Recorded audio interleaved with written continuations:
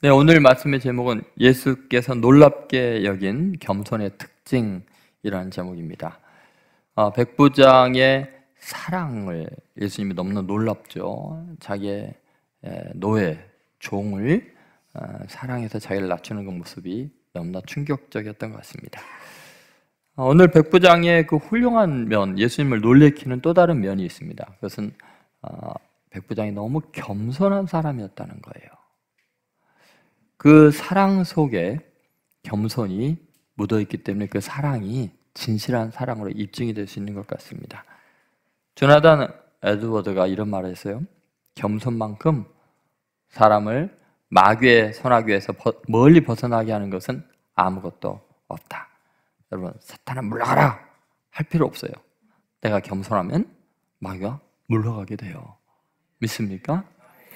여러분, 겸손이 얼마나 중요한가? 그것은 일반적으로 세상 사람들이 생각할 때도 세상적으로 성공하는 가장 중요한 원리 중에 하나가 놀랍게도 겸손입니다.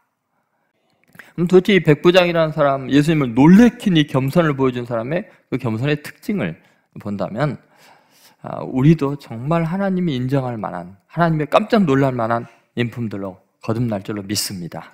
첫 번째, 이 백부장의 특징은 뭐냐면 낮아짐이에요. 낮아짐. 여러분, 인품이 훌륭하다는 것, 그것은 그 사람이 얼마나 자기를 낮출 수 있는 겸손함이 몸에 배어 있는가에 있죠. 6절을 보실까요? 자, 6절 한번 같이 읽어보겠습니다.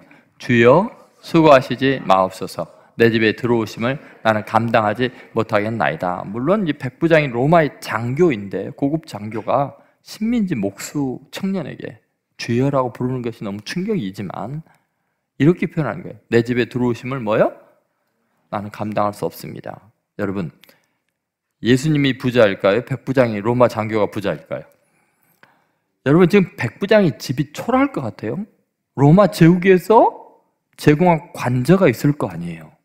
예수님이 평소에 들락날락한 집은 다 죄인의 집이잖아요. 세리와 창기와 이런 사람들의 집이잖아요. 로마의 백부장의 집이 초라할 리가 없어요. 그런데도 마음이 겸손한 사람이요. 이렇게 귀한 분이 우리 집까지 누추한 집에 오시면 안 되지. 제가 신방 갈 때 보면요, 목사님 누추한 집에 오셔서 어떻게 해요? 제가 들어보면 의리의리해요. 여러분 한번 생각해보세요. 그분의 위대함에 비하면 내 소유와 내가 사는 것이 그분을 감당할 수 없다는 고백이겠죠. 사실 집이라는 표현을 하지만 자신의 겸손의 표현이죠. 자기를 낮추는 태도가 그런 모습으로 나온 거죠. 여러분, 로마 장교가 이렇게까지 식민지 청년에게 자기를 낮춘다는 것은요, 보통 깊은 인품이 아닙니다. 사람의 크기, 위대함은요, 얼마나 자기를 가장 보잘것없는 사람 앞에서도 낮출 수 있는가를 보면요, 대부분 그 사람이 얼마나 위대한 사람인가를 알 수 있죠. 여러분, 겸손은 사회적 인식이나 계급이나 신분의 차원을 뛰어넘어서 누구를 대하든지 어떻게 자기를 낮출 수 있을까요? 그것은 하나님 앞에서 자신의 존재를 정직하게 대면하고 있을 때만 항상성이 있는 거예요. 다시 말해서 이 사람 만날 때는 겸손하고, 이 사람 만날 때는 교만하고, 이 사람 만날 때는 대강대하고, 이 사람 만날 때는 막 벌벌 떨면서 대하고, 이런 이유가 뭐냐면 하나님 앞에 하나님을 대면하는 모습으로 사람을 대하지 않기 때문에 그래요. 신앙인이 아니라는 거예요. 그래서 신앙의 굉장히 중요한 본질이 뭐냐면 바로 겸손인 거예요. 예수님이 이스라엘 중에서 이만한 믿음을 못 봤다라고 하는 건 뭐냐면, 아니 어떻게 로마 제국의 장교가 식민지 청년이 나 앞에서 이렇게까지 이거는 하나님을 경외하는 사람이 아니면 회당을 지어줬다 그러잖아요. 하나님 앞에 서 있기 때문에 누구 앞에서든지 겸손할 수 있어요. 그 사람과 나의 수준을 비교하는 게 아니라 하나님 앞에 있으니까 당연히 낮아지는 거예요. 여러분, 다른 사람과 비교해서 자신을 평가하면요, 우리는 수없이 비굴해졌다, 교만했다, 별짓을 다 하죠. 여러분, 신앙적인 겸손이 아니면 진실한 겸손이 아니에요. 하나님의 임재의식 앞에 자기를 내려놓는 사람만이 한결같이 영적인 관계 속에서 겸손해질 수 있는 거죠. 예수님은 이 백부장이 강력한 로마 제국의 위용을 뚫고서 하나님 나라의 거룩한 힘에 압도당해 있는 그 모습을 보면서 이게 믿음이다라고 이야기하는 거예요. 회사의 회장이면서 거룩한 하나님의 임재 앞에서 청소부나 수의 앞에서 납작 엎드릴 수 있으면 그게 신앙 아니에요? 세상 사람과 똑같이 비교하면 그게 무슨 신앙이에요? 전혀 다른 질서 속에 사는 사람이에요. 세상 사람들은 이해 못해요, 이런 거. 자신과 그 사람의 관계가 아니라 하나님 앞에서 나 같은 죄인이 그런 모습이죠. 여러분, 그리스도인으로서 꼭 자기를 낮추도록 노력을 하세요. 하나님 앞에 대면에 있는 사람만 낮출 수 있어요. 두 번째, 배려예요, 배려. 겸손은 뭐냐? 배려죠. 지금 이 백부장의 이 믿음에 감사한 건 뭐냐면 예수님을 향한 깊은 배려를 본 거예요. 여러분, 단순히 여행에 지쳐있는 예수님께 번거롭게 자기 집까지 걸어오시는 거 불편을 끼치고 싶지 않아서 오시지 말라고 한 게 아니에요. 여러분, 당시 유대인들은요, 이방인의 집에 들어가면 또는 이방인이 자기 집에 들어오면 그 부정한다는 종교적으로 심각한 문제가 발생합니다. 어느 정도 심각하냐면요, 사도행전 10장에 고넬료, 로마의 이탈리아 군대 로마의 백부장이죠. 베드로를 청해하잖아요. 근데 안 가려고 그래요. 이방인의 집에 안 가려고 그래요. 그러니까 하나님께서 안 갈 줄 알고 미리 환상을 3번이나 보여갖고 보자기가 내려와서 그 속에 벌레가 있는데 잡아먹으라 그러면서 내가 거룩하다 한 것을 네가 왜 부정하다 하느냐. 그렇게 이미 감동을 시켜놓고 깨닫게 해놓고서 이제 백부장이 보낸 종들이 오니까 이제 그때서야 갔어요. 그죠? 그리고도 벌벌 떨었죠. 사도행 11장 가니까요. 크리스천들이 초대교회 1차 예루살렘 공회를 해요. 회의를 해요. 근데 그 회의 주제 중에 하나가 뭔지 아세요? 베드로가 이방인의 집에 들어갔대. 이거 심각한 문제 아니야? 이걸 토론할 정도예요. 그런 때 있잖아요. 그런데 지금 이 백부장이요, 큰 이제 걱정이 생겨. 예수님 오시라고 해놓고 생각해 보니까 자기가 너무 경황이 없었던 거예요. 자기 사랑하는 종이 죽을 지경이 되니까요, 예수님 빨리 오셔서 이 종 좀 낫게 해주세요 해놓고 생각해 보니까 아유, 이거 예수님 입장 곤란해지겠네. 아니, 자기 이방인의 집에 들어오면, 더구나 로마 장교의 집에 들어오면 매국노에다가 이방인의 집에 들어오면 부정한 사람으로 괜히 예수님께 큰 폐를 끼치겠네라고 생각이 드는 거예요. 나중에 생각하니까. 그래서 빨리 자기 친구들, 유명한 사람들을 보내가지고 우리 집 오시지 마세요. 오시지 않아도 됩니다. 말씀만 하시면 내 하인이 낫겠나이다. 여러분, 처음에 3절에서 제발 오셔달라고 그랬잖아요. 그리고 6절, 7절에 말씀만 하십시오. 그럼 내 하인이 낫겠나. 오시지 않아도 됩니다. 오심을 감당하지 못하겠습니다라는 건 뭐예요? 지금 내가 부탁해놓고 상대편의 입장을 배려하고 있는 거예요. 가만히 생각해 보니까 내가 내 입장만 생각했다. 내 급한 것만 생각했는데 그러면 얼마나 예수님이 곤란해질까? 내가 왜 그걸 생각 못했을까? 그래서 다시 사람을 보내서 오시지 말라고 했던 거죠. 여러분, 정말 그리스도인의 특징이 뭘까? 믿음이라는 게 뭘까? 배려심이에요. 여러분, 사람이 겸손하다는 것은 내 입장을 벗어나서 다른 사람이 곤란해지지 않도록 자기를 낮추는 거예요. 이게 겸손이에요. 그런데 여러분, 교만한 사람 앞에 남들이 다 교만하다고 하는데 거기서 내가 겸손하다 하는 태도를 취하면 그것도 남을 더 교만하게 만드는 거예요. 그러니까 교만한 사람들이 막 이럴 때는요, 너무 겸손한 티 내지 마세요. 그냥 혼자서 겸손하세요. 그렇잖아요. 상대편을 배려하는 마음이 정말 중요해요. 섬세해야 돼요. 그리스도인들은 실수할 수 있어요. 급한 마음에. 그러나 곰곰이 생각하면 다시 미안합니다. 나 때문에 참 곤란했겠어요. 내가 교만했습니다. 배려를 못했네요. 정말 저 때문에 상대적으로 마음 아프게 해서 곤란하게 해서 죄송합니다. 여러분, 자기 중심적인 위선, 이게 겸손의 태도가 될 수도 있어요. 저 사람은 참 겸손해. 그런데 결국은 자기가 인품이 좋다는 소리 들으려는 겸손. 그럼 그것 때문에 다른 사람들은 나쁜 사람 되고 있거든요. 그것까지 생각을 해야 돼요. 그래서 상대편에 대한 배려가 정말 중요합니다. 그래서 어떤 젊은 부인이 남편이 갑자기 죽고 혼자서 애를 키워야 되는데 빗장 같은 애를 얹고서 일을 할 수가 없잖아요. 먹고 살 길이 없는데 애 우유는 먹여야 되고, 일단 자기가 여기저기서 모은 10,000원을 부스러기 돈을 들고서 이제 그 구멍가게를 갔어요. 그래서 분유를 하나 이제 제일 싼 거라고 생각하는 걸 하나 사서 이거 얼마야 하고 물어보니까 18,000원인 거예요. 그냥 10,000원밖에 없는데. 그래서 다 하니까 10,000원밖에 없으니까 구멍가게 아주머니가 이거 18,000원인데요. 그래서 너무 죄송합니다 하고 못 사고 놓고 막 나가려고 하니까 이 구멍가게 주인이 이걸 갖다가 얻는 척하면서 떨어뜨린 거예요. 일부러 떨어뜨려갖고 찌그러지니까 아주머니 잠깐만, 여기 분유가 찌그러졌는데, 찌그러진 거는 8,000원 절반 가격이거든요. 이거 가져가세요. 10,000원 주니까 2,000원 거슬러 주고, 그리고 분유를 8,000원에 판 거예요. 여러분 한번 생각해 보세요. 그냥 줄 수 있잖아요. 아주머니 돈 없으면요 제가 드릴게요. 그럴 수 있잖아요. 그럼 무슨 문제가 생겨요? 상대편이 거지가 되잖아요. 정당하게 값을 치르고 사가는 자존심이 안 상하도록. 그렇지 않아도 지금 남편이 없기 때문에 얼마나 눈치 보이고 사람들이 무시할까봐 그 마음이 불안하고 초조한 사람 앞에서 동량 베풀듯이 하면 안 되잖아요.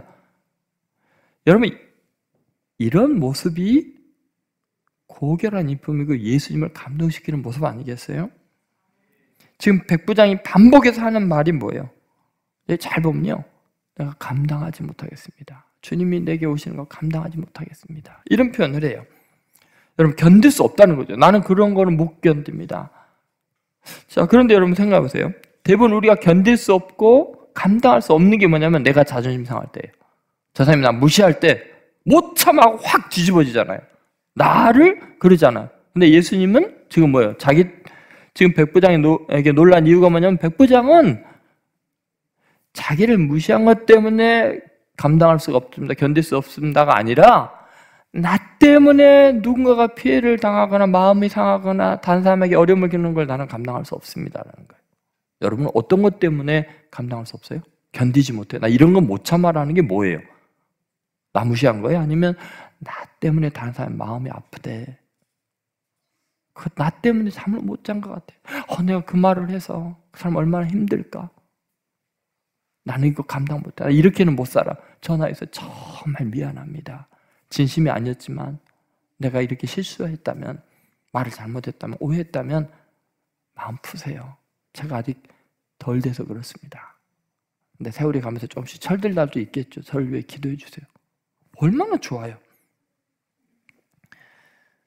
여러분, 감당할 수 없는 인격적인 한계가 다다른 순간이 여러분은 뭐 때문에 남을 위해서요? 자기 자신을 위해서요? 예수님이요, 이 백부장을 향해서 놀라지 않을 수가 없어요. 여러분, 겸손이라는 건 뭐냐면 이런 거예요. 다른 사람 마음 아프게 하지 않기 위해서 자기를 낮추는 거예요. 그 배려하는 거라니까, 결국은. 그게 겸손이에요. 우리는 겸손을 태도에 한정하잖아요. 말 아주 겸손하게 하고 예의 갖추고 이런 걸 겸손이라고 생각하는데, 그리고는 지독하게 이기적으로 행동하잖아요. 다른 사람 어려울 때 나서지 않고 도와주지 않고 자기 체면 깎이거나 손해볼 것 같은 데는 하나도 안 나서면서 겸손한 사람을 인정받는 사람이 얼마나 많은데요, 사회적으로 본다면. 말투와 태도는 겸손하면서 우리는 너무나 그동안 실수를 많이 했어요. 여러분, 오늘 이 말씀을 통해서 깊이 한번 생각해 보시고, 그리스도인으로서 정말 주님 보시기에 아름다운 겸손이 뭔가, 예수님께서 정말 감탄하는 게 뭔가 보세요. 예수님은요, 정말 놀랍게 겸손한 사람들 앞에서는 놀라시면서 능력을 베푸십니다. 예를 들면 나병 환자가 예수님께 올 때 이래요. 여러분, 나병 환자면 천형을 받은 사람인데 소원이 뭐겠어요? 네 소원이 뭐냐 물어보니까 나병 환자가 뭐라고 그러죠? 원하시면 저를 깨끗게 할 수 있나이다. 그 앞에 첫 마디가 뭐예요? 무조건 깨끗게 해주세요가 아니라 뭐예요? 주님이 곤란하시면 저 그냥 이대로 나병으로 평생 살다 죽어도 괜찮지만 주님 곤란하지 않으시면 정말 마음에 원하시면 저를 깨끗게 해주세요. 인품이 너무 고결한 거예요. 여러분 외모는 흉악한데 예수님이 감동하시는 거예요.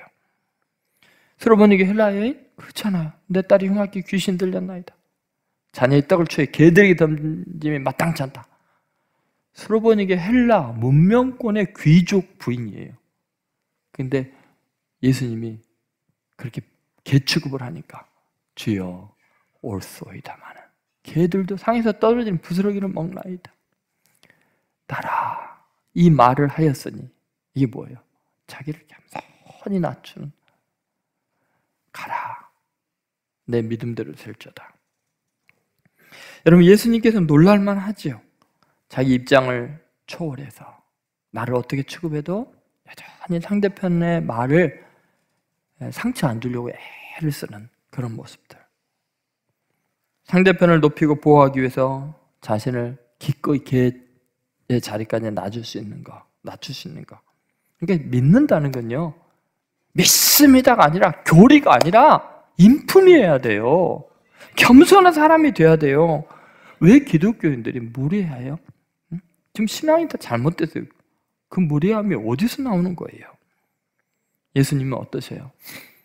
우리가 예수님께 접근하기 힘들까 봐 이 땅에 오실 때요, 당연히 동방박사는 왕궁에서 태어날 줄 알고요, 왕궁으로 갔는데 예수님 어디 태어나셨어요? 마옥과 짐승들의 우리에. 왜요? 짐승들의 우리는 누구나 찾아올 수 있잖아요. 가장 천한 목동들도 찾아올 수 있잖아요. 예수님 마지막 죽는 자리도 어디였어요? 가장 비참한 죄인들 가운데 십자가에 죽으셨어요.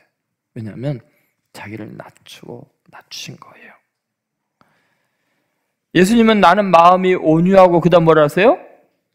겸손하니. 여러분 백부장이 자신을 낮추는 모습을 보면서 예수님은 당신 자신이 가는 길을 보고 계시는 거예요. 정말 사랑스러운 사람이구나. 하나님 눈에 얼마나 존귀한 사람인가. 여러분 꼭 오늘부터 믿음이 뭐고 신앙이 뭔가 다 깊이 생각해 보세요. 남을 배려하는 겸손함, 그것이 믿음인 줄로 믿습니다. 마지막 세 번째는 죄성의 인정이에요. 여러분 이게 굉장히 근본적인 겸손의 힘이라고 할까요? 근원은 뭐냐? 내가 죄인이라는 인정이죠. 여러분 수많은 노력과 인품 훈련, 연단을 통해서 우리는 겸손한 모양을 취할 수 있어요.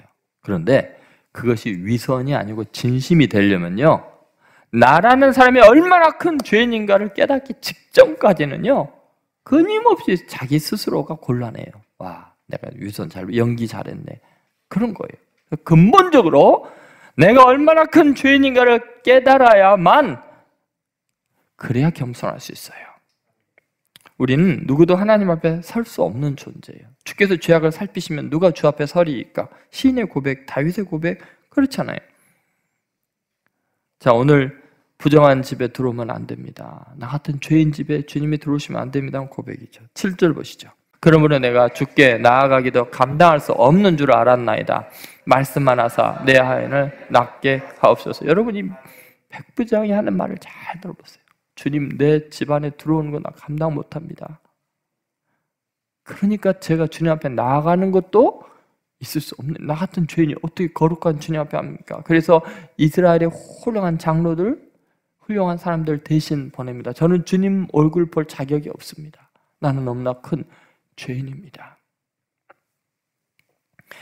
내 스스로 주님 앞에 당당히 나아갈 수 있고 내 노력으로, 내 의로, 내 신앙으로 주님 앞에 나아갈 수 있다는 것 자체가 교만입니다. 교만.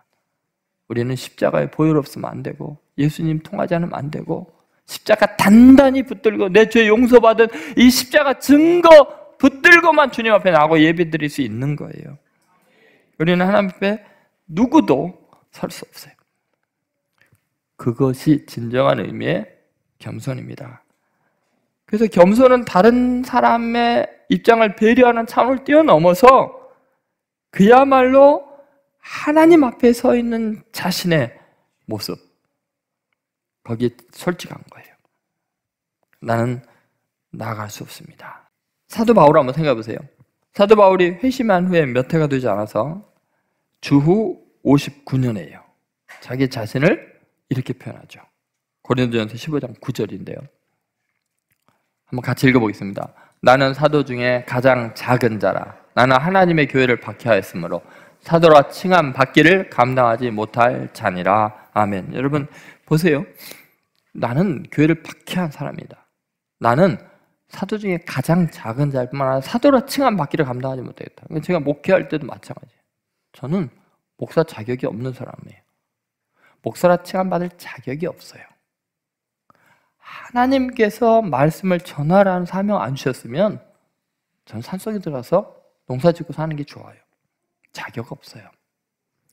여러분 주후 64년에 이제 한 5년의 세월이 지나면 또 어떻게 바뀌었나 보세요. 바울이요. 이제 완전히 하나님을 위해서 복음을 위해서 감옥에 갇히고 매를 맞고 그렇게 헌신하고 세계를 향해서 선교하고 다니는 바울이에요. 에베소서 3장 8절에 이렇게 이야기합니다. 아까는 사도보다 작다 그랬죠. 사도가 감당하지 못해. 이제는 뭐라고 하나 보세요. 같이 있습니다. 모든 성도 중에 지극히 작은 자보다 더 작은 나에게 이 은혜를 주신 것은 측량할 수 없는 그리스도의 풍성함을 이방에 전하게 하시고. 여러분 이렇게 풍성한 그리스도의 사랑을 이방에 전하는데 자기 자신은 어떻게 인식이 되고 있어요? 모든 성도 중에 지극히 작은 자보다 더 작은, 아까 사도보다 작은 자, 이제는 성도들보다 더 못난 존재입니다. 나중에 죽을 때가 가까웠어요. 주 65년경입니다. 디모데전서 1장 15절 끊임없이 우리가 같이 나는 말씀이죠. 같이 있습니다. 믿보다 모든 사람이 받을 만한 이 말이에요. 그리스도 예수께서 죄인을 구원하시려 세상에 임하셨다 하였도다. 죄인 중에 내가 괴순이라. 어때요? 사도, 성도 이분은 죄인 중에서도 내가 괴수라. 그러면 세월이 갈수록 바울이 죄를 지었나요? 세월이 갈수록 타락했나요? 세월이 갈수록 거룩했고 헌신됐고 위대한 삶을 살았어요. 하나님을 위해서 모든 걸 헌신했어요. 세월이 갈수록 겸손해지고 겸손해지고 겸손해지는 것이 정상적인 그리스도인의 신앙생활이에요. 어떻게 교회 오래되고 목사가 되고 장로가 되고 헌사가 되고 그러면은 왜 교만해져요? 왜 거꾸로 신앙생활 하냐고요? 드와이트 무디 목사님 이런 말을 했어요. 유명한 말이죠. 같이 있습니다. 짐을 가볍게 실은 배는 물에서 높이 뜨고 짐을 무겁게 실은 배는 물에서 높이 뜨지 않는다. 은혜가 많을수록 사람들은 겸손해진다. 아멘입니까? 그리고 짐을 많이 안 실으면 쉽게 뒤집어집니다. 여러분 하나님의 은혜가 부족하니까 자꾸 나서려고 하고 높아지려고 하는 거죠. 우리 모두 은혜가 아니면 나갈 수 없는 죄인임을 잊지 마십시오. 자신의 어떤 신학, 헌신, 노력, 남보다도 하나님 앞에 나아갈 자격이 있다고 생각하는 것은 신앙이, 기독교 신앙이 아닙니다. 예수님 앞에 근본적인 믿음의 사람으로 이 백부장처럼 겸손함으로 예수님을 감동시키고 예수님의 흘리신 그 보혈만 의지하고 거룩한 하나님의 사람들로 예수님도 놀라고 세상 사람들 놀라는 이분 참 겸손하셔. 믿지 않는 사람들에게나 믿는 사람들에게나 그렇게 인정받기를 바랍니다.